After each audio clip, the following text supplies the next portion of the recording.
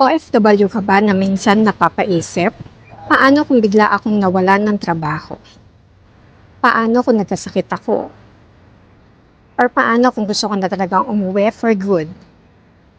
Pero wala akong ipon or ibang pagkakakitaan. Hi, I'm Lori, a former OFW, a proud mom of two, and now a digital business owner. I know the fear. I have lived it. Because the truth is, I lost my job. I used to trade time for money, miss special moments with my kids, and constantly ask myself, hanggang kailan ganito? Walang kasiguraduhan sa abroad. Lahat tayo gusto ng magandang kinabukasan.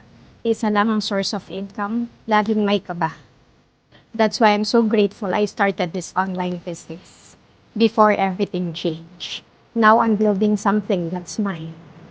It works even when I rest. Most importantly, it allows me to be present with my family while paying the bills. So, if isa kang OFW or may kilala kang isang OFW, don't wait until you are forced to come home with nothing. Start while you still can. Message me, let's chat, or register at my website at www.loriramos.com with your name and email to learn more. You don't have to figure it out alone. I'm here to guide you, just like someone guided me.